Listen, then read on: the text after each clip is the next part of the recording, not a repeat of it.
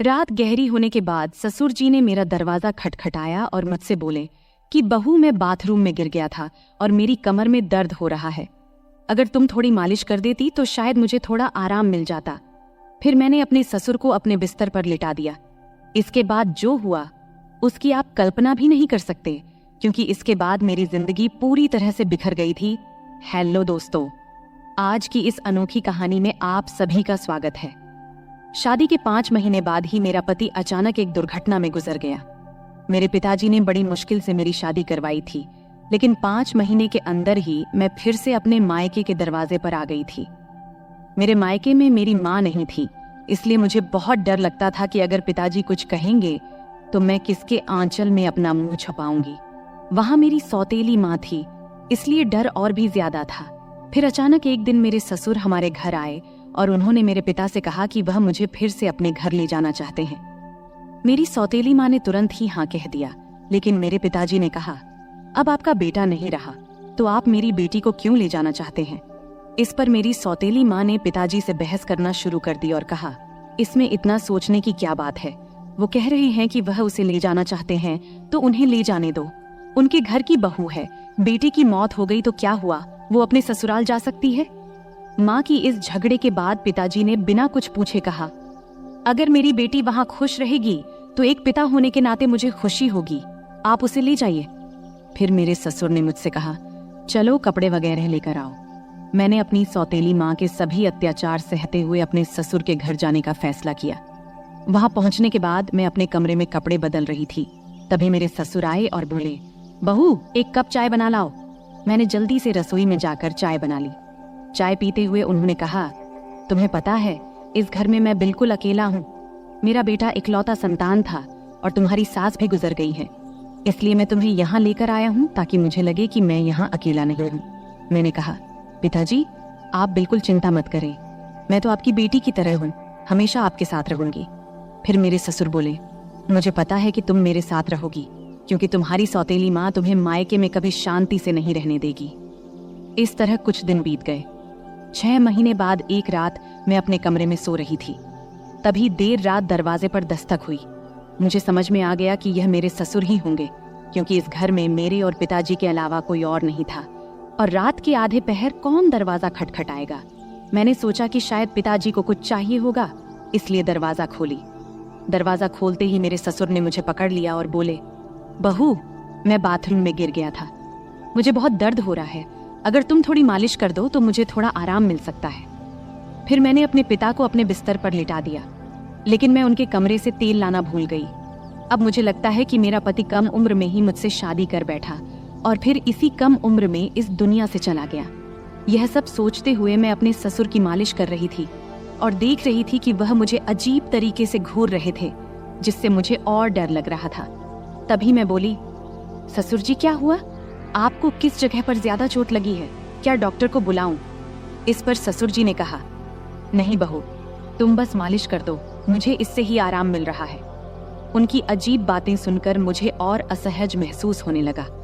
फिर मैं बोली, ससुर जी आप यहीं लेट जाएं, कमर में दर्द लेकर आप अपने कमरे तक कैसे जाएंगे, मैं आपके कमरे में जाकर सो जाती हूँ। मेरी बात सुनकर मेरे ससुर बोले, बहू इस हालत में तुम मुझे अकेला छोड़कर चली जाओगी, अगर रात में मुझे बाथरूम जाना पड़े तो मैं अकेले कैसे जाऊंगा, इससे बेहतर है कि तुम यहीं सो जाओ। कुछ समय बाद मेरे ससुर उठकर मेरे पास आए और बोले, बहू मैं तुमसे कुछ कहना चाहता हूँ, अगर तुम मेरी बात मान जाओ तो ही मैं कहूँगा। उनकी इस बात से मेरा दिल बेचैन हो गया। मैं चिंतित होकर बोली, ससुर जी आप कहें क्या बात है। मेरे ससुर थोड़ा हंसकर बोले, आज की रात मैं तुम्हारे साथ बिताना चाहता हूँ, क्योंकि अकेले अकेले अब अच्छा नहीं लगता। मेरे बेटे के मरने के बाद मैंने सोचा कि फिर से शादी करूंगा, लेकिन फिर सोचा कि तुम्हारी सौतेली माँ तुम्हें उस घर में कभी भी शांति से नहीं रहने देगी, इसलिए मैंने तुम्हें इस घर में लाया। उनकी इस बात से मुझे बहुत असहज महसूस हुआ, लेकिन उनकी बात का विरोध करने की हिम्मत नहीं हुई। मैं अपने कमरे के सोफे पर लेट गई। मुझे नींद नहीं आ रही थी, बहुत डर लग रहा था। ससुर जी ने कहा, बहू लगता है मैंने तुमसे कुछ गलत नहीं कहा, मैं चाहता हूं कि तुम मुझसे शादी कर लो ताकि कोई कुछ न कह सके। तभी मैं हक्का बक्का होकर बोली, ससुर जी आप यह क्या कह रहे हैं, आप मेरे ससुर हैं और ससुर से शादी कैसे हो सकती है? मेरे ससुर बोले, देखो बहू, मैं मानता हूँ कि कभी मैं तुम्हारा ससुर था, लेकिन तुम्हारे पति को मरे हुए अब 6 महीने हो चुके हैं। अब हमारे बीच ऐसा कोई रिश्ता नहीं है। मैं अकेला हूँ, तुम भी अकेली हो। हम एक दूसरे का साथ दे सकते हैं। उनकी इस बात को सुनकर मेरा मन विचलित हो गया। मैं कुछ कह नहीं पाई। एक ओर सौतेली माँ के अत्याचार, दूसरी ओर ससुर का अजीब व्यवहार। रात बीत गई और अगले दिन सुबह मैं अपने ससुर की बातों को बहुत सोची, अपनी स्थिति का विश्लेषण किया। ससुर का प्रस्ताव मुझे असंभव लग रहा था, लेकिन वास्तविकता मुझे कुछ निर्णय लेने पर मजबूर कर रही थी। फिर मुझे ख्याल आया कि मैं अपने पिताजी से जाकर बात करती हूँ, लेकिन ये सब बातें अपने खुद के पापा से करने की मुझे हिम्मत नहीं हुई, क्योंकि मुझे पता था कि पिताजी से बात करने के बाद मेरी जिंदगी में नई समस्याएं आ सकती हैं। इसलिए मैं उनके पास नहीं गई। ऐसे ही एक दिन शाम को मेरे ससुर को फिर से बात करने का मौका मिला। उन्होंने कहा, बहू, मैंने तुमसे कुछ गलत नहीं चाहा, बस चाहता हूँ कि तुम मेरे जीवन में खुशी लाओ। मैं अकेला नहीं रह सकता, तुम्हारे साथ ही मेरी जिंदगी पूरी होती है। दोबारा ससुर जी से ये सभी बातें सुन मैं अंदर से कांपने लगी और कुछ बोल न पाई। थोड़ी देर बाद ससुर जी खुद ही बाहर चले गए। ऐसे ही मुझे ससुराल में और कुछ महीने बिताने के बाद मेरे ससुर और मेरे बीच एक अजीब सा संबंध बनता चला गया। पति की मौत के बाद मैंने सोचा था कि मैं अब इस दुनिया में बिल्कुल अकेली हो गई हूँ, लेकिन मेरे ससुर ने मेरे प्रति जो भावनाएं जाहिर की थी, उन्होंने मेरे जीवन को एक नई दिशा में मोड़ दिया। उनके शब्दों ने मुझे भीतर तक झकझोर कर रख दिया था। जब भी मैं सोने को जाती, उनके बातें मुझे परेशान करने लगती। वह कहते थे कि मेरे साथ रहने से उन्हें अपने अकेलेपन का एहसास नहीं होता और वह चाहते थे कि हम दोनों एक नई जिंदगी की शुरुआत करें। उस रात की बातचीत के बाद मैंने खुद को बहुत असमंजस में पाया। मन में कई सवाल उठ रहे थे। क्या यह सही है? क्या यह समाज के नियमों के खिलाफ नहीं जाएगा? लेकिन कहीं न कहीं मेरे दिल में यह बात भी थी कि शायद मेरे ससुर सच में अकेलेपन से जूझ रहे हैं। मैंने बहुत सोच विचार करने के बाद उनसे बात करने का फैसला किया। एक रात जब घर अड़ोस पड़ोस के सभी लोग सो चुके थे, तब मैं ससुर के कमरे का दरवाजा खटखटाई। उन्होंने दरवाजा खोला और मुझे देखकर थोड़ा हैरान हुए। मैं अंदर गई और बोली, ससुर जी, मैं आपसे कुछ महत्वपूर्ण बात करना चाहती हूँ। उन्होंने मुझे बैठने का इशारा किया और गंभीरता से बोले, क्या हुआ बहू, तुम इतनी रात गए क्यों आई हो? मैंने थोड़ी हिम्मत जुटाते हुए बोली, ससुर जी, मैंने आपके प्रस्ताव के बारे में बहुत सोचा है। मैं समझती हूँ कि आप अकेलेपन से जूझ रहे हैं और एक साथी की जरूरत महसूस कर रहे हैं, लेकिन इस रिश्ते के लिए एक शर्त है। हमारे बीच हमेशा सम्मान और प्यार का रिश्ता रहेगा। आप मुझे बेटी की तरह सम्मान देंगे और मैं आपको पिता की तरह आदर दूंगी। उन्होंने मेरी बात को ध्यान से सुना और थोड़ी देर बाद कहा, मैं तुम्हारी शर्त मानता हूँ, तुम्हारे सम्मान को हमेशा बनाए रखूंगा। उनकी यह बात सुनकर मेरे दिल का बोझ थोड़ा हल्का हो गया। मैंने उन्हें अपनी सहमति दे दी। फिर कुछ दिनों बाद हमने एक छोटे से समारोह में शादी कर ली। यह शादी समाज की नज़र में असामान्य थी, लेकिन हमने अपनी स्थिति को स्वीकार कर लिया था। शादी के बाद के दिन मेरे लिए बेहद चुनौतीपूर्ण रहे। गांव में लोग बातें बनाने लगे, रिश्तेदारों ने हमसे दूरी बनानी शुरू कर दी, लेकिन हमने इन सब की परवाह किए बिना अपने जीवन को आगे बढ़ाने का फैसला किया। हमारे रिश्ते में धीरे धीरे प्यार और समझ बढ़ने लगी। ससुराल में पहले जहां मैं खुद को असहज महसूस करती थी, अब वही घर मुझे अपना लगने लगा था। ससुर ने मेरे लिए हर संभव प्रयास किया ताकि मैं खुश रह सकूं। उन्होंने मेरी हर छोटी बड़ी जरूरत का ध्यान रखा और हर ख्वाहिश पूरी की। वह हर दिन मेरे लिए कुछ न कुछ खास करने की कोशिश करते थे। कभी मेरे पसंदीदा खाने की चीजें लाते, तो कभी मेरे लिए नई साड़ियां खरीदते। धीरे धीरे मैं भी उनके प्रति एक अलग तरह का आदर महसूस करना शुरू कर दी थी। हम दोनों ने मिलकर एक नई जिंदगी की शुरुआत किया। ससुर अब मेरे जीवन का एक अभिन्न हिस्सा बन चुके थे। हमारे बीच का रिश्ता अब सिर्फ ससुर और बहू का नहीं रहा, बल्कि दो दिलों का एक मजबूत बंधन बन गया था। वह मुझे हर उस समय सहारा देते थे जब मुझे उनकी जरूरत होती थी। उन्होंने मुझे फिर से हंसना सिखाया, जीवन को नए नजरिए से देखना सिखाया। शादी के कुछ महीने बाद मैंने महसूस किया कि हमारे बीच का यह नया रिश्ता मुझे एक नई दिशा दे रहा है। हमने मिलकर कई मुश्किलों का सामना किया और हर बार एक दूसरे का साथ दिया। ससुर के साथ मेरे इस नए रिश्ते ने मुझे जीवन के कई नए पहलू दिखाए। उन्होंने मुझे यह एहसास दिलाया कि जीवन में अगर साथी सही हो तो कोई भी मुश्किल इतनी बड़ी नहीं होती कि उसे पार न किया जा सके। समाज की नज़र में हमने बहुत कुछ सहा, लेकिन हमने अपने फैसले पर कभी पछतावा नहीं किया। हमारे रिश्ते में धीरे धीरे एक नए तरह का प्यार और सम्मान उभरने लगा। उनके साथ बिताए हर पल ने मुझे कुछ नया सिखाया और मुझे एहसास हुआ कि कभी कभी जीवन हमें ऐसे मोड़ पर ले आता है जहां हमें अपने फैसलों पर पुनर्विचार करना पड़ता है। आज मैं अपने ससुर के साथ एक नई जिंदगी जी रही हूँ। हमारे बीच का प्यार और सम्मान पहले से भी अधिक मजबूत हो गया है। वह मेरे जीवन के सबसे महत्वपूर्ण व्यक्ति बन चुके हैं। उनके साथ बिताए हर पल ने मुझे यह सिखाया है कि जीवन में चाहे कितनी भी मुश्किलें क्यों ना आए, अगर हमारे पास सही साथी हो तो हम हर मुश्किल का सामना कर सकते हैं। इस तरह हमारे बीच का रिश्ता धीरे धीरे और गहरा होता गया। उनके साथ बिताए हर पल ने मुझे यह सिखाया कि जीवन को कैसे नए सिरे से जिया जाए। हमने मिलकर अपने जीवन की हर चुनौती का सामना किया और हर बार जीत हासिल की। अब हमारे बीच का यह नया रिश्ता मुझे एक नई जिंदगी के सपने दिखाने लगा है। तो दोस्तों, ये थी हमारी आज की छोटी सी कहानी। आपको ये कहानी कैसी लगी? कमेंट करके जरूर बताएं। अगर आपको ये कहानी पसंद आई हो तो इसे लाइक करें और अपने दोस्तों के साथ शेयर करें। आगे भी ऐसी ही रोमांचक कहानियों के लिए हमारे चैनल को सब्सक्राइब करें और बेल आइकन दबाना न भूलें ताकि आप हमारी कोई भी कहानी मिस न करें। धन्यवाद। नमस्ते दोस्तों, आज की इस कहानी में आपका स्वागत है। मेरा नाम सुमन है और मेरी उम्र 23 साल है। मैं दिखने में काफी सुंदर हूँ। मैं अपनी शरीर की बनावट से दिखने में थोड़ी बड़ी लगती हूँ। मेरे चेहरे की बनावट आकर्षक है, रंग गोरा है और मेरा शरीर न तो बहुत पतला है और न ही मोटा, बल्कि एकदम मध्यम है। मैं गांव में रहती हूँ, इसलिए दूसरी गांव की लड़कियों की तरह मैं भी ज्यादातर सलवार सूट पहनती हूँ। मैंने केवल 10वीं क्लास तक पढ़ाई की है और उसके बाद से घर पर ही रहती हूँ। बाहर से मुझे बहुत ही सीधी सादी और साधारण लड़की समझा जाता था। मैं इतनी होशियार या चालाक भी नहीं थी। लेकिन सच कहूं तो मेरी जिंदगी में कुछ ऐसे दिन आए जब मैंने अपनी हदों को पार कर लिया। तब जिंदगी ने मुझे कुछ ऐसी सीख दी जो मैंने कभी सोची भी नहीं थी। बहुत पहले की बात है, मैं एक ऐसे अनुभव से गुजरी जिसने मेरे दिल दिमाग पर गहरी छाप छोड़ दी। उस समय मेरी मुलाकात गौरव भैया से हुई। मेरे जीवन में उस वक्त बहुत अकेलापन था, लेकिन गौरव भैया के साथ समय बिताना मुझे अच्छा लगने लगा। वो हमेशा मेरे प्रति बहुत केयरिंग रहते थे और उनकी मौजूदगी से मेरा मन हल्का हो जाता था। शुरुआत में जब मैं उनके साथ समय बिताती थी तो शरीर में एक अलग सा दबाव महसूस होता था, जैसे मुझे आराम की जरूरत हो। लेकिन धीरे धीरे सब कुछ सामान्य होने लगा। हमारे बीच ऐसा रूटीन बन गया कि जैसे ही मौका मिलता हम दोनों एक दूसरे के साथ वक्त बिताने के लिए बेताब हो जाते।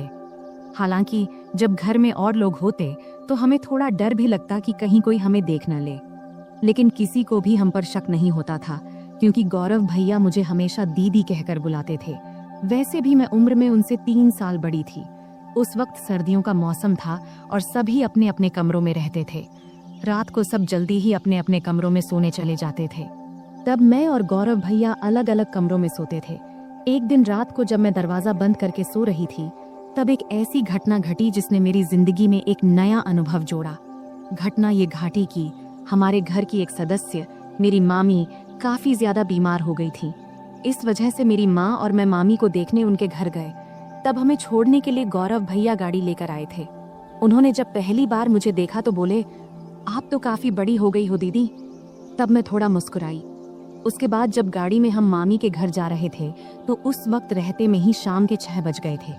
तब हमें घर पहुंचने में देरी हो गई थी, इसलिए रास्ते में थोड़ा अंधेरा हो गया था।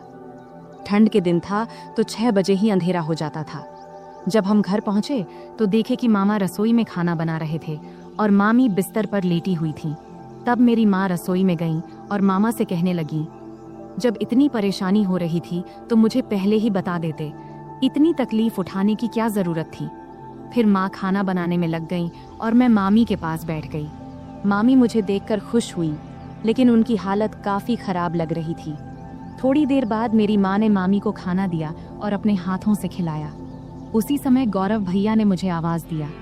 तब मैं उनकी तरफ देखी और पूछी, क्या हुआ भैया? वो मेरी तरफ ही देख रहे थे, जैसे कुछ कहना चाहते हों।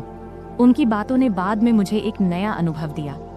रात को जब खाने का वक्त हुआ तो मैं कमरे में गई। जहां गौरव भैया खाना खा रहे थे। उन्होंने मुझे देखते ही कहा, दीदी आइए साथ में खाना खाते हैं। मैंने मना करते हुए कहा, नहीं भैया आप पहले खाइए, मैं बाद में खा लूंगी। लेकिन उन्होंने जोर देकर मुझे बैठा लिया।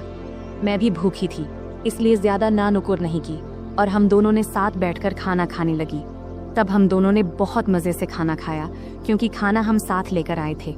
खाना खत्म होने के बाद मैं अपनी माँ के कमरे में सोने के लिए जाने लगी। तभी गौरव भैया ने कहा, दीदी अगर आपको बुरा ना लगे तो आप यहीं मेरे कमरे में सो जाइए। उनकी ये बात सुनकर मैं हैरान रह गई और मैंने कहा, नहीं भैया मैं माँ के साथ सोऊंगी। लेकिन तब बार बार वे मुझसे विनती करने लगे। आखिरकार मैं मान गई, ठीक है मैं यहाँ सो जाऊंगी, लेकिन पहले मम्मी को बता देना चाहती हूँ कि मैं आपके कमरे में सोऊंगी। इस पर गौरव भैया खुद जाकर मम्मी को बताए कि मैं उनके कमरे में सो रही हूँ। इधर मैंने अपने सलवार कुर्ते बदल लिए, क्योंकि मेरे कपड़े थोड़े ज्यादा टाइट थे।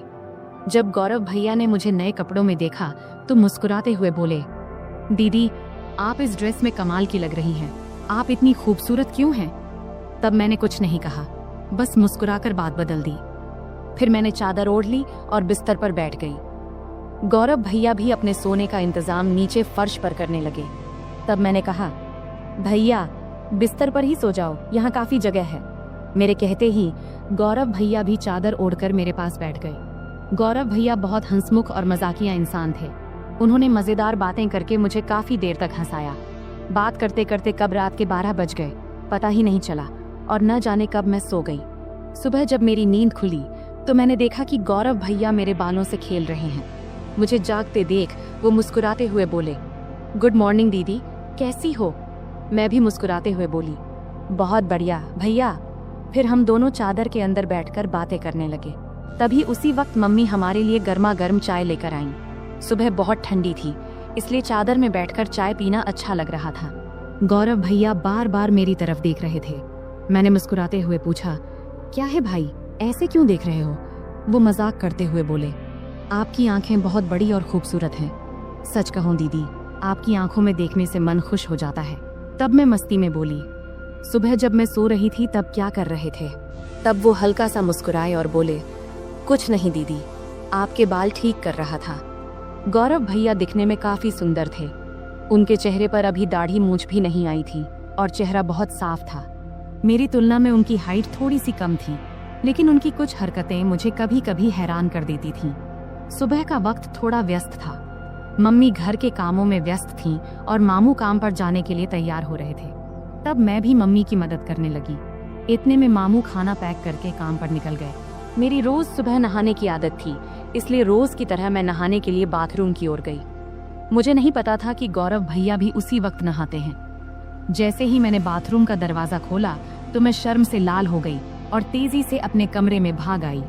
गौरव भैया उस वक्त नहा रहे थे। उनके चेहरे पर साबुन लगा था, इसलिए उन्होंने मुझे देखा भी नहीं।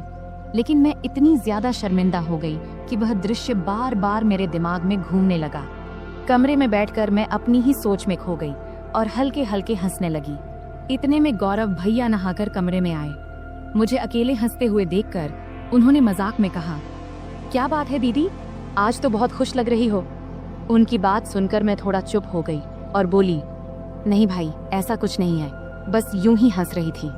गौरव भैया ने मोबाइल चलाते हुए पास आकर बैठ गए और बोले, सच सच बताओ दीदी, क्या सोच रही थी जो इतनी हंसी आ रही थी?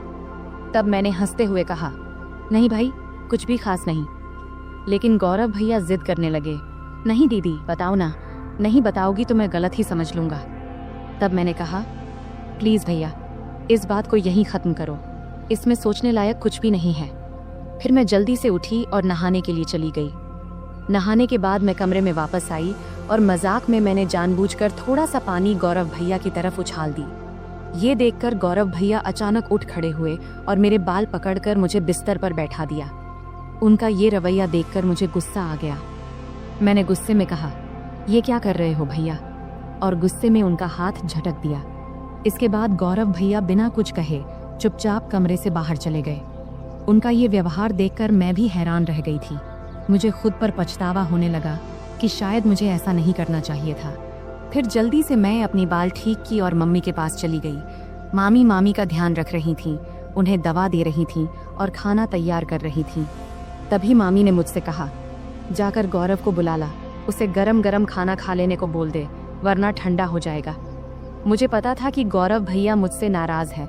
जब मैं उन्हें बुलाने गई तो देखा कि वो छत पर बैठे फोन देख रहे हैं। मैंने आवाज लगाई, भैया नीचे आओ, मम्मी बुला रही हैं, खाना खा लो। लेकिन उन्होंने कोई जवाब नहीं दिया।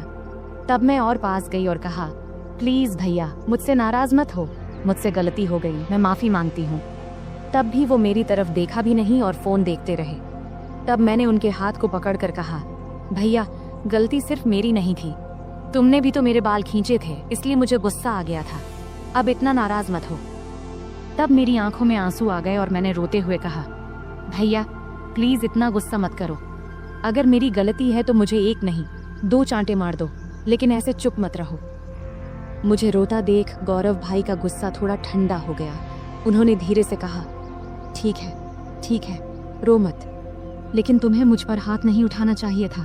खैर छोड़ो, चलो खाना खा लेते हैं। तब मैंने कहा, पहले ये तो कहो कि तुमने मुझे माफ कर दिया है।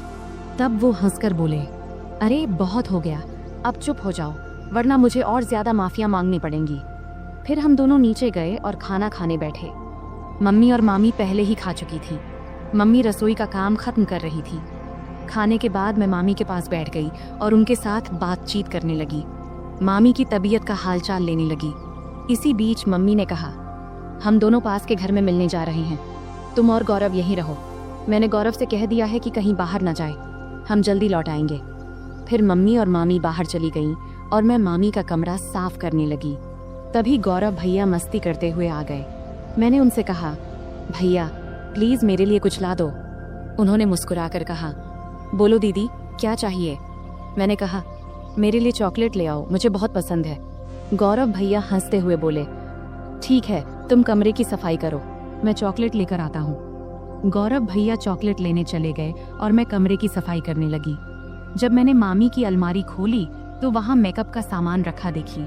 सजने संवरने का मेरा भी बहुत शौक था, तो मैंने मामी का मेकअप इस्तेमाल करना शुरू कर दिया। फिर मैंने मामी के झुमके और गहने पहन लिए और अलमारी से लाल साड़ी निकाल ली। जब गौरव भैया चॉकलेट लेकर वापस आए तब मैं पूरी तरह से सज धज कर नई दुल्हन की तरह तैयार हो चुकी थी। तब मैंने बाल खोल रखे थे, लिपस्टिक लगा रखी थी और हाथों में चूड़ियां भी पहन ली थीं। जैसे ही वे कमरे में दाखिल हुए, मुझे इस रूप में देखकर हैरान रह गए। उनके मुंह से बस यही निकला, दीदी आप तो शानदार लग रही हैं। फिर मैंने उनसे चॉकलेट ली और बिस्तर पर बैठकर खाने लगी। गौरव भैया भी पास में बैठ गए और तब उनकी नजरें मुझसे हट नहीं रही थीं। तब मैंने कहा, भैया इतना मत देखो, मुझे असहज लग रहा है। गौरव भैया हंसकर बोले, क्या करूं दीदी, आप पर से नजर हट ही नहीं रही, आप साड़ी में इतनी सुंदर लग रही हो, मानो कोई परी हो। फिर मजाक में बोले, मन कर रहा है कि आपको अपनी दुल्हन बना लूं। मैं समझ रही थी कि उस वक्त उनके मन में क्या चल रहा था, पर मैंने हल्की हंसी के साथ बात को दूसरी ओर मोड़ दिया। मैंने मजाक में कहा, तो फिर रुक क्यों गए, बताओ मुझे पत्नी बनाकर क्या करोगे। तब गौरव भैया थोड़ा हंसकर बोले, रहने दो दीदी, मुझे पता है तुम जानबूझकर ये पूछ रही हो। तब मैंने कहा, तो क्या तुम अपनी दीदी का फायदा उठाना चाहते हो, अगर मम्मी को पता चल गया तो क्या होगा। तब गौरव भैया बोले, दीदी इतनी चिंता मत करो, हम तो घर में ही हैं और किसी को पता भी नहीं चलेगा, तुम बस एक बार हाँ कह दो, मैं सब संभाल लूंगा। तब मैंने मुस्कुराते हुए कहा, तो पहले बताओ तुम ये सब साड़ी देखकर कह रहे हो या पहले से ऐसा सोच रहे थे। गौरव भैया हंसकर बोले, सच कहूं तो जब से तुम आई हो तभी से ऐसा लग रहा है, अगर तुम एक बार मान जाओ तो सब आसान हो जाएगा। तब मैंने मजाक में कहा, ठीक है, जब तुम चाहो मैं तुम्हारी बात मानूंगी, लेकिन तुम्हें अपनी जिम्मेदारी ठीक से निभानी होगी। इस पर भैया बहुत खुश होकर बोले, थैंक्स दीदी, मुझे पता था तुम मुझे ना नहीं कहोगी, तुम सच में सबसे अच्छी हो। मैंने कहा, रुको, इतनी तारीफ करने की जरूरत नहीं है और शाम को मेरे लिए और भी चॉकलेट लाना मत भूलना। तब गौरव भैया ने कहा, ठीक है दीदी, 1 मिनट रुको, मैं आता हूँ। जब वह बाहर चले गए तो मुझे थोड़ी असुविधा महसूस हुई। जब वह वापस आए तो मैंने कहा, गौरव भैया इस वक्त मुझे थोड़ी परेशानी हो रही है, शाम को इस बारे में बात करेंगे। लेकिन गौरव भैया मेरी बात मानने को तैयार नहीं थे। उन्होंने शांत स्वर में कहा, दीदी, इतनी चिंता क्यों कर रही हो? डरने की कोई बात नहीं है, सब ठीक हो जाएगा। अगर तुम्हें असुविधा हो रही है तो आंखें बंद कर लो। तब मैंने आंखें बंद कर लीं और गौरव भैया मुझे तभी उसी पल दरवाजे पर अचानक दस्तक हुई, जिससे हम दोनों डर गए। कुछ समय बाद बाहर से मम्मी की आवाज आई, कोई है कमरे में? तब मैं तुरंत बिस्तर से उठ गई, क्योंकि मैं साड़ी में पूरी तरह सज धज कर तैयार थी। ऊपर से मामी के कमरे में थी। गौरव भैया का मूड भी खराब हो गया था, लेकिन उनके चेहरे को देखकर मुझे अंदर से हंसी आ रही थी। मैंने तुरंत गौरव भैया को कमरे से बाहर कर दिया और खुद भी साड़ी उतारकर सामान्य कपड़े पहन ली। फिर कमरे की सफाई करने लगी। इस बीच मम्मी ने मामी को बरामदे में बिठाया और सीधे रसोई में जाकर चाय बनाने लगी। तब मैं जल्दी जल्दी कमरे की सफाई करने लगी। बाद में हम सबने मिलकर चाय पी। चाय पीने के बाद मम्मी काम में लग गईं और मैं बरामदे में लेट गई। समय बिताने के लिए मैंने मम्मी की मदद करनी शुरू कर दी। कुछ समय बाद मैंने देखा कि गौरव भैया कहीं नहीं दिख रहे हैं। जब मैं उन्हें ढूंढने गई तो देखी कि वह बाथरूम से बाहर निकलकर हाथ धो रहे थे, लेकिन उनके चेहरे से लग रहा था कि उनका मूड अभी भी ठीक नहीं है। तब उन्हें देखकर मैं हंसी नहीं रोक पाई और हंसते हुए बोली, क्या हुआ, इतना उदास क्यों हो? मजाक में मैंने कहा, भैया तुम ऐसे क्यों हो? गौरव भैया हंसते हुए बोले, अगर तुम मेरी जगह होती तो तुम भी ऐसे ही करती। तुम लड़की हो, इसलिए इतनी बातें कर पा रही हो। मैं हंसकर बोली, ठीक है भैया, बस थोड़ा इंतजार करो, रात होने पर तो कोई डिस्टर्ब नहीं करेगा। तब गौरव भैया बोले, दीदी समस्या तो इसी रात के इंतजार में है, हर मिनट घंटों जैसा लग रहा है। तभी मम्मी ने आवाज दी, तुम्हारे भाई बहन की बातें खत्म हो गई हो तो थोड़ा काम में हाथ बंटाओगे? मम्मी की आवाज सुनते ही मैं उठकर जाने लगी और जाते जाते मजाक में बोली, गौरव भैया याद रखना, अगर चॉकलेट नहीं मिला तो मैं भी कुछ नहीं दूंगी। फिर मैं रसोई में चली गई। इस बीच मामा भी घर लौट आए थे। तब मैंने उन्हें खाना परोस दिया। मामा जी बहुत थके हुए थे, वे हमारे साथ थोड़ा बैठकर बात किए, फिर जल्दी सो गए। मम्मी मामी को खाना खिला रही थी और उन्हें दवाई दे रही थी। मैंने भी अपना खाना खा लिया और समय बिताने के लिए टीवी देखने लगी। सर्दी का मौसम होने के कारण हम जल्दी बिस्तर में चले गए, लेकिन मम्मी अभी भी अपने काम में लगी हुई थी। तब मैं मामी के कमरे में चली गई और बैठकर फोन में व्यस्त हो गई। इतना डूबी थी कि मुझे पता ही नहीं चला कि कब गौरव भैया खाना खाकर अपने कमरे में चले गए और मेरा इंतजार कर रहे थे। मैं अपनी रोज की सीरियल देखने में व्यस्त थी। जब मैं नहीं गई तो गौरव भैया खुद मुझे बुलाने आ गए। कमरे में आकर भैया बोले, दीदी आओ, मैं तुम्हारा बहुत देर से इंतजार कर रहा हूँ।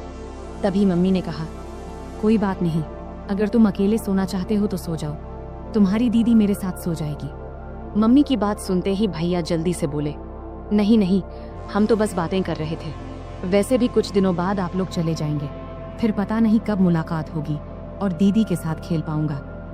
तब मैंने मम्मी को आश्वस्त करते हुए कही, मम्मी भैया सही कह रहे हैं। इसके बाद मम्मी ने कहा, ठीक है, जैसा तुम चाहो, और हम कमरे में चले गए। कमरे में जाते ही गौरव भाई ने जल्दी से दरवाजा बंद कर दिया। तब मैं समझ गई कि भैया अब और इंतजार नहीं कर पा रहे हैं, लेकिन तब भी मम्मी और मामी जाग रहे थे, इसलिए मैंने कहा, भैया थोड़ा धैर्य रखो, सब सो जाएं, फिर बात करेंगे। अगर किसी ने मेरी आवाज सुन ली तो मुश्किल हो जाएगी। भैया बोले, दीदी और इंतजार नहीं होता। तभी मुझे चॉकलेट की याद आई। मैंने कहा, ठीक है भैया, लेकिन पहले मेरी चॉकलेट दो। भैया ने तुरंत जेब से चॉकलेट निकालकर दे दिया। फिर मैं चॉकलेट खाने लगी और भैया परफ्यूम लगाने लगे। शुरुआत में हम मजाक में थोड़ी थोड़ी नोक झोंक करने लगे। इससे हमारे बीच मजेदार झगड़ा शुरू हो गया। हम बिस्तर पर कूदने लगे, क्योंकि हमारी उम्र अभी भी छोटे बच्चों जैसी थी। तभी मम्मी ने चिल्लाकर कहा, सुमन बहुत हो गया, अब सो जाओ, क्योंकि बिस्तर की आवाज उनके कमरे तक जा रही थी। इसके बाद गौरव भैया ने तुरंत फर्श पर बिस्तर बिछा दिया, जिससे आवाज बंद हो गई। फिर गौरव भैया ने मुझे रात के 3 बजे तक सोने नहीं दिया। सुबह जब हमारी आंख खुली तब मम्मी दरवाजा खटखटा रही थी। उसमें बिस्तर पर ही थी, लेकिन उठ नहीं पा रही थी, इसलिए गौरव भैया ने मुझे उठाकर बिस्तर पर बिठा दिया और खुद दरवाजा खोलने गए। तब मम्मी हमारे लिए चाय लेकर आईं। मुझे देखकर उन्होंने कहा, मैंने कहा था सुमन समय पर सो जाना, अब देखो तो तुम्हारी आंखें कितनी लाल हो गईं। मेरी आंखें अब सच में लाल हो गई थीं। मैंने बिना कुछ कहे चाय पीना शुरू कर दिया। यहाँ तक कि मैंने मुंह भी नहीं धोया क्योंकि पूरा शरीर दर्द से टूट रहा था। मम्मी चाय रखकर चली गईं। गौरव भैया जब कमरे में आए तो मैंने गुस्से में कहा, भैया मैंने तो कहा था थोड़े समय के लिए, लेकिन तुमने मेरी बात नहीं मानी। अब देखो मेरा शरीर कितना थक गया है, मैं ठीक से खड़ी भी नहीं हो पा रही हूँ। अगर मम्मी ने पूछ लिया तो मैं क्या कहूँगी? तब गौरव भैया ने जल्दी से जवाब दिया, दीदी चिंता मत करो, मैं मेडिकल स्टोर से दवा लेकर आता हूँ, उसे लेने के बाद तुम्हारा शरीर ठीक हो जाएगा। इसके बाद मैंने लगातार 4-5 दिन तक भैया को पास नहीं आने दिया, लेकिन इससे उनका उत्साह कम नहीं हुआ। वे हर दिन मेरे आसपास घूमते रहते थे और नियमित रूप से चॉकलेट लाते रहते थे। भैया मेरे सारे काम कर देते और मैं जो चाहती वे हंसते हंसते कर देते, इसलिए मैंने भी इसका मजा लेना शुरू कर दिया। कभी कभी उनसे पैर का दर्द कम करने के लिए मसाज करवा लेती, कभी सिर की मालिश करवा लेती, मस्ती में कभी कभी हल्के से मार देती और सारा दिन उनके फोन पर सीरियल देखती। 4-5 दिनों के बाद भैया का व्यवहार थोड़ा बदल गया, इसलिए मैंने उन्हें ज्यादा कुछ नहीं कहा। एक दिन हम दोपहर में घर में अकेले थे और बहुत मस्ती किए। उस दिन घर में कोई नहीं था। भैया ने पूरा दिन मुझे कहीं बैठने नहीं दिया और हमेशा अपने पास रखा। इस घटना के बाद मैं और भैया बहुत सामान्य हो गए। जब भी उनका मन करता वे मुझे कमरे में बुला लेते और मैं भी अब इसकी आदत डाल चुकी थी। हमने उन दिनों का भरपूर आनंद लिया, लेकिन जीवन में हर अच्छे समय के बाद एक बुरा समय भी आता है और ये बुरा समय भी भैया की वजह से ही आया। दरअसल 20 दिन के बाद अब हमें गांव लौटना था, क्योंकि अब मामी काफी स्वस्थ हो चुकी थी और हमें वहां बहुत दिन हो गए थे। तब मम्मी ने अचानक वापसी का फैसला किया और उन्होंने पापा को कुछ भी नहीं बताया। जब मैंने और भैया ने ये सुना तो हमें बिल्कुल अच्छा नहीं लगा। तब भैया बोले, दीदी जाने से पहले आखिरी बार थोड़ा समय दे दो, कौन जाने फिर कब मिलेंगे। तब अंदर से मैं भी तैयार थी, लेकिन उस दिन घर में सभी लोग थे, यहाँ तक कि मामा भी आज घर पर ही थे। तब मामा मम्मी से बोले, दीदी आज रुक जाओ, मैं कल तुझे बस स्टैंड तक छोड़ दूंगा। ये सुनते ही मुझे थोड़ी खुशी हुई, क्योंकि एक रात हमारे पास थी। तब आखिरकार मम्मी भी मान गई। फिर हम बहुत ही बेसब्री से रात का इंतजार करने लगे। जब रात हुई तो जल्दी से खाना खा के हम अपने कमरे में चले गए। तब हम इतने असावधान हो गए थे कि दरवाजा भी ठीक से बंद नहीं किया था। तब थोड़ी ही देर में अचानक मामा ने आकर हमें उस स्थिति में देख लिया। मैं तो डर से कांपने लगी और तुरंत वहां से हट गई। मामा तब बहुत गुस्से में थे, लेकिन उन्होंने धैर्य रखा और पूरी स्थिति को संभाला। उन्होंने हम पर गुस्सा ना करके हमारी गलतियां हमें समझाईं और उस दिन ने मुझे एक बड़ा सबक सिखाया। तब मामा के प्यार और सहयोग से हमने स्थिति को संभाल लिया। उसके बाद से मैंने अपनी गलतियों से बहुत कुछ सीखा। उस घटना के बाद मैंने कभी ऐसा कुछ नहीं किया जिससे मेरे परिवार को शर्मिंदा होना पड़े। तो दोस्तों, हमारी जिंदगी में गलतियां हो सकती हैं, लेकिन उनसे सीखना सबसे महत्वपूर्ण है। अगर आपके जीवन में कभी ऐसी स्थिति आए तो उसे संभालने की कोशिश करें और परिवार के साथ हमेशा खुलकर बात करें। यह कहानी हमें सिखाती है कि किसी भी रिश्ते में सीमा रेखा होना महत्वपूर्ण है। अत्यधिक निकटता कभी कभी गलत फहमियों का कारण बन सकती है, इसलिए हमें हमेशा अपने और दूसरों के सुविधा को प्राथमिकता देनी चाहिए। परिवार के माहौल और रिश्तों का सम्मान करना बहुत महत्वपूर्ण है। हमें यह सुनिश्चित करना चाहिए कि हमारे कार्यों से परिवार के किसी भी सदस्य को शर्मिंदा न होना पड़े। इंसान से गलतियां हो सकती हैं, लेकिन उन गलतियों से सीखना और भविष्य में सही निर्णय लेना एक परिपक्व मानसिकता का परिचय है। किसी भी स्थिति में सचेत रहना आवश्यक है। दरवाजा बंद न करने की घटना एक छोटी गलती थी, लेकिन इसने बड़ी समस्या खड़ी कर दी। इससे समझ में आता है कि छोटी छोटी बातों में भी सावधानी बरतनी चाहिए, क्योंकि इनका जीवन पर बड़ा असर पड़ सकता है। तो दोस्तों, यह थी हमारी आज की छोटी सी कहानी। आपको यह कहानी कैसी लगी, कमेंट करके जरूर बताएं। अगर आपको यह कहानी पसंद आई हो तो इसे लाइक करें और अपने दोस्तों के साथ शेयर करें। आगे भी ऐसी ही रोमांचक कहानियों के लिए हमारे चैनल को सब्सक्राइब करें और बेल आइकन दबाना न भूलें, ताकि आप हमारी कोई भी कहानी मिस न करें। धन्यवाद। नमस्ते दोस्तों, आज की इस कहानी में आपका स्वागत है। इस कहानी में मेरा नाम राहुल है। मैं उत्तर प्रदेश के एक छोटे से शहर अंबेडकर नगर में रहता हूँ। वहीं मैं और मेरा परिवार रहता है। पैसे की कमी नहीं है, पिताजी खूब कमाते हैं और मैं कॉलेज में पढ़ता हूँ। आज मैं आपको मेरी अचानक घटी एक कहानी सुनाने जा रहा हूँ। यह उस समय की बात है जब मैं कॉलेज में पढ़ता था, और उस समय मैं उतना होशियार भी नहीं था। हमारे घर में मैं, मेरी मम्मी और मेरे पिताजी रहते हैं। हमारा घर काफी बड़ा है, जैसे किसी अमीर का बंगला हो। पिताजी हमेशा सुबह काम पर निकल जाते हैं और रात को देर से घर आते हैं। उस समय घर पर मैं और मम्मी ही होते थे। मैं कुछ देर पढ़ाई करता था और फिर सो जाता था, लेकिन मम्मी हमेशा पिताजी का इंतजार करती रहती थी। उस समय मैं कॉलेज के आखिरी साल में था। एक सुबह जब मैं कॉलेज जाने की तैयारी कर रहा था तो मैंने मम्मी की तेज आवाज सुनी। वो कह रही थी, क्या कर रहे हो तुम?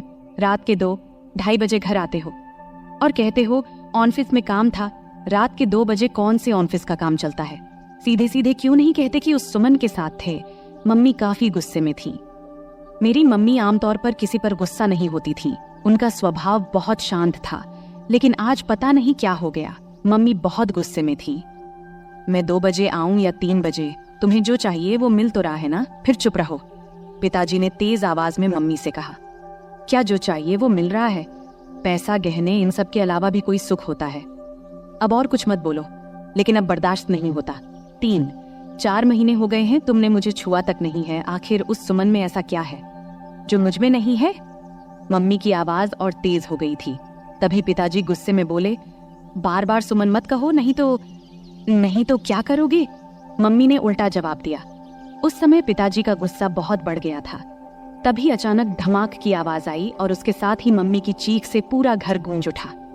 मैं तुरंत अपने कमरे से भागकर उनके बेडरूम की ओर गया। जो दृश्य मैंने देखा उसे देखकर मैं सन्न रह गया। पिताजी मम्मी को बेल्ट से मार रहे थे। मम्मी दर्द से चीख रही थी, लेकिन पिताजी रुकने का नाम नहीं ले रहे थे। मैंने बिना कुछ सोचे समझे मम्मी के ऊपर छलांग लगा दिया ताकि उन्हें बचा सकूं, लेकिन पिताजी अभी भी नहीं रुके। जैसे ही मुझे भी 2-4 फटकारें लगी, पापा रुक गए और तिलमिलाते हुए मेरी ओर गुस्से में देखने लगे और फिर घर से बाहर चले गए। फिर मैंने मम्मी की ओर देखा। मम्मी की आंखों से आंसुओं की धारा बह रही थी। मैंने मम्मी को सहारा देकर उठाया। उठते समय मम्मी कराह उठी। मैंने उन्हें बेड पर बैठाया। तब तक उनके हाथ और पीठ पर लाल निशान पड़ गए थे। ये देखकर मुझे पापा पर बहुत गुस्सा आया। कोई इंसान इतना निर्दयी कैसे हो सकता है? कोई अपनी ही पत्नी को ऐसे मारता है भला? फिर मैं जल्दी से किचन में गया, एक कटोरी में तेल और हल्दी मिलाई और मम्मी के पास ले आया। मुझे भी अपनी पीठ पर लगे 2-4 फटकारों की चोट महसूस हो रही थी। मम्मी सुशक सुशक कर रो रही थी। फिर मैंने मम्मी के हाथ और पीठ पर तेल हल्दी का मिश्रण लगाना शुरू किया, जहां उन्हें मार पड़ी थी। कुछ जगहों पर हल्का खून भी आ गया था। मिश्रण लगाने के बाद मैंने कटोरी को एक ओर रख दिया और मम्मी के पास बैठ गया। मम्मी ने मुझे देखा और तुरंत मुझे गले से लगा लिया। फिर वह मेरी गर्दन में सिर छिपाकर जोर जोर से रोने लगी। मम्मी के आंसुओं से मेरा कंधा भीग गया। मैं उनकी पीठ थपथपाकर उन्हें शांत करने की कोशिश कर रहा था।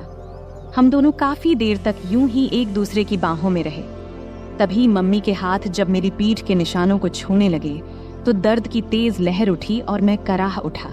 मम्मी को जैसे ही इसका एहसास हुआ वो तुरंत मुझसे दूर हट गई। फिर मम्मी ने मेरा शर्ट ऊपर उठाया और उसी कटोरी से तेल हल्दी का मिश्रण धीरे धीरे मेरी पीठ पर लगाने लगी। लगाते समय भी वो सुशक रही थी। तू क्यों मेरे लिए बीच में आया?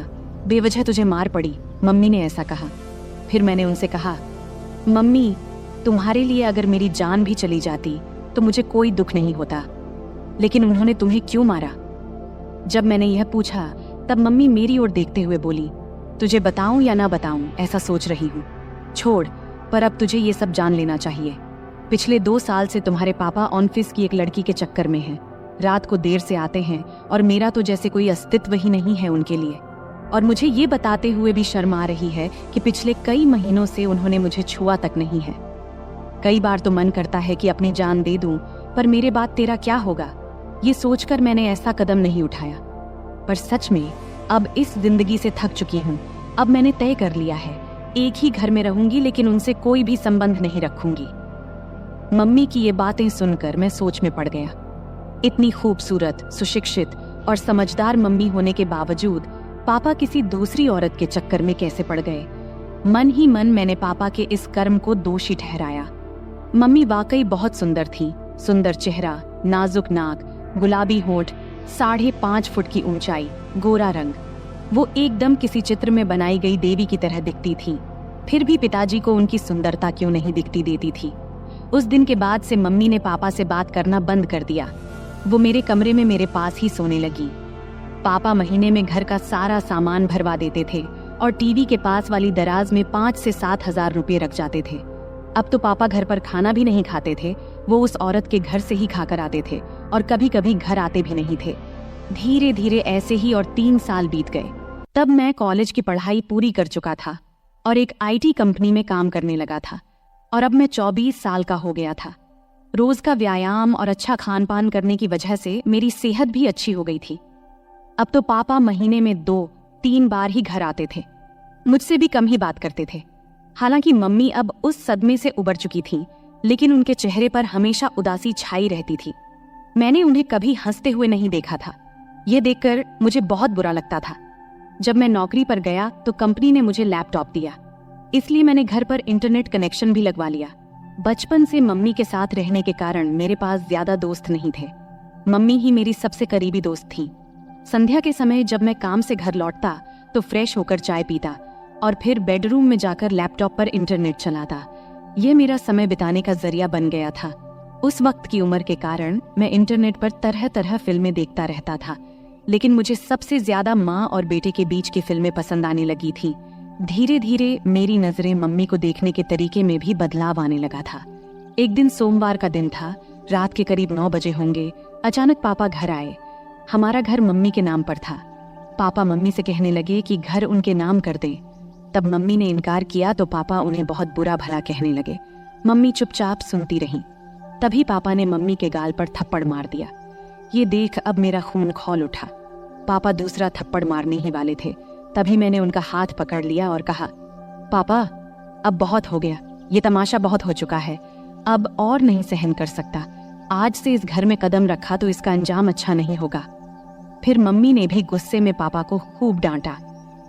पापा मम्मी की जोर से डांटने पर अचानक रुक गए और मेरे ताकतवर शरीर को देखकर वहां से चले गए। फिर मैंने दरवाजा बंद कर दिया और मम्मी के पास चला गया। मम्मी ने मुझे आंसुओं से भरी आंखों से देखा और दौड़ते हुए आईं। फिर मुझे गले से लगा लिया और फूट फूट कर रोने लगी। मैंने भी मम्मी की कमर को कसकर पकड़ा और उन्हें अपनी बाहों में भर लिया। मम्मी हिचकियां ले रही थी और बोल रही थी, ठीक किया बेटे, इस आदमी की यही औकात है। आज के बाद अगर ये घर में दोबारा ना आए तो अच्छा ही है। मम्मी बोली, अब इस घर में उसकी आने की हिम्मत नहीं होगी और अगर आ भी गया तो मैं उसे छोड़ूंगा नहीं। मैंने गुस्से में मम्मी से कहा।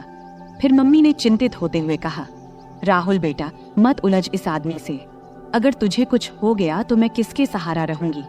फिर मैंने भावुक होकर बोला, तू चिंता मत कर मम्मी, उस समय मेरे पास नौकरी नहीं थी इसलिए हम मजबूर थे, लेकिन अब मेरे पास अच्छी नौकरी है। तू चिंता मत कर, मैं तुझे कुछ नहीं होने दूंगा, मैंने मम्मी को आश्वस्त देते हुए कहा। फिर एक दिन मैं दोपहर में काम से घर वापस आया।